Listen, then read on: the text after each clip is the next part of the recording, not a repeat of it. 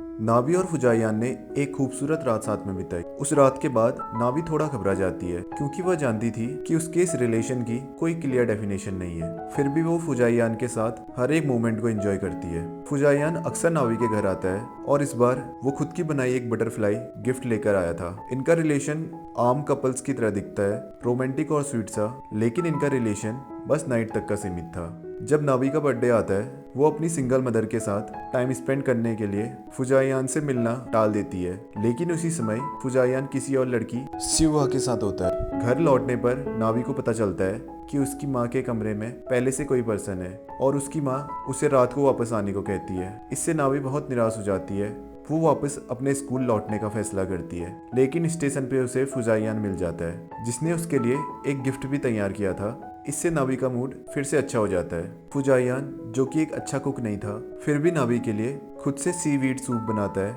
और वो रात फिर से दोनों साथ बिताते हैं। लेकिन तभी फुजाइयान का फोन आता है और वो जल्दी से चला जाता है। फुजाइयान का यूं बार बार दूर हो जाना नावी को निराश और बेचैन कर देता था। नावी फुजाइयान की दी ड्रेस पहनकर अपने डिपार्टमेंट जाती है।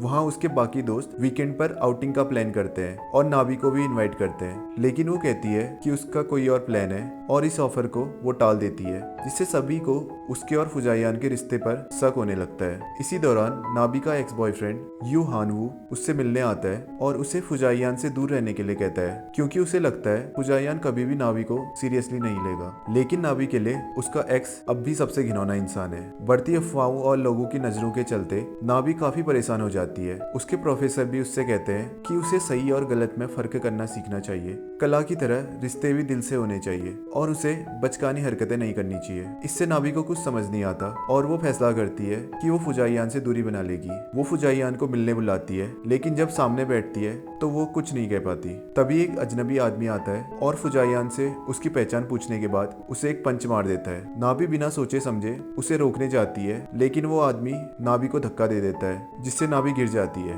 ये सीन न केवल नावी और फुजाइयान के रिलेशन में तनाव को दिखाता है, बल्कि ये भी दिखाता है कि जब दिल और दिमाग टकराते हैं तो इंसान कैसे उलझ जाता है। तो इसके आगे की स्टोरी देखने के लिए चैनल को सब्सक्राइब करिएगा और अगर आपको ये सीरीज पसंद आ रही है तो कमेंट बॉक्स में जरूर बताइएगा और stay tune for next video.